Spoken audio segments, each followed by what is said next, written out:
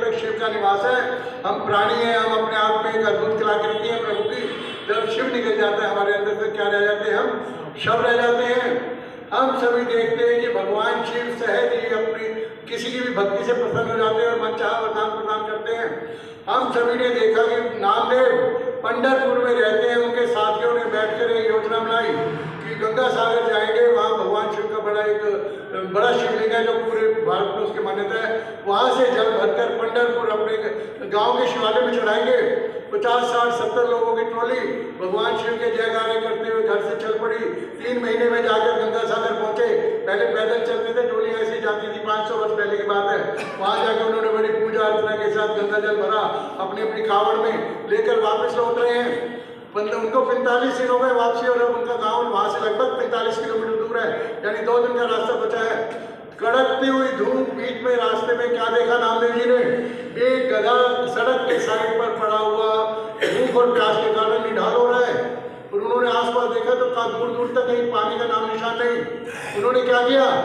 अपनी गंगा जल की कावड़ निकाली और उनको पिलाने लगे। उनके साथियों ने, क्या कर रहे हो भाई? 3 महीने हो गए आपको वहां से चले हुए, अब हमने जाके शिव जी को कावड़ चढ़ानी और आप क्या कर रहे हो? सारी मेहनत बेकार हो जाएगी।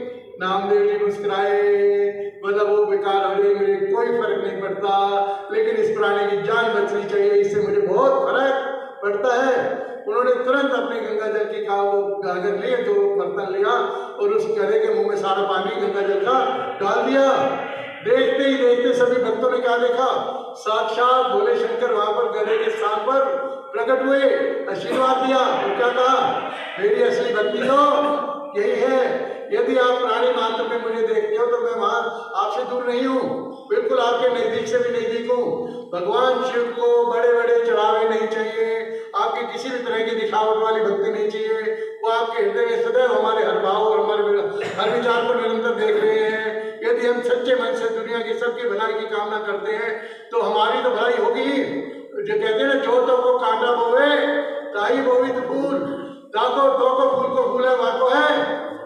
दूसरे के लिए बुरा सोचेंगे तो सबसे पहले हमारा बुरा होगा, और दूसरों के लिए अच्छा सोचेंगे तो भगवान शिव अपने आप हमें प्रकट होकर हमें अपनी भक्ति का वरदान देंगे। साथियों, आज हमारे लिए बड़े गर्व का विषय है।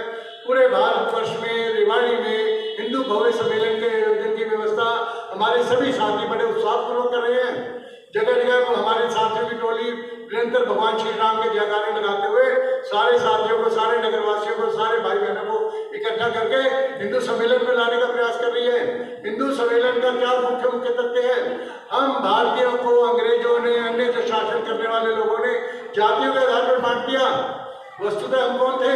भगवान राम की संतान, भगवान कृष्ण की संतान, महर्षि वाल्मीकि, महर्षि रविदास, ये सब हमारे घर आते हैं। सब हम सभी के पूर्वज के ऋषि मुनि। हमें जातिगत आधार पर बांट कर देश को कमजोर करने का प्रयास किया। वर्तमान में हिंदू समाज जाग उठा है। हिंदू सम्मेलन के नाम से हम सभी इकट्ठे होकर न केवल भगवान की आराधना करेंगे, बल्कि आपस में संगठित होकर देश और समाज को एक नई दिशा देने का प्रयास करेंगे।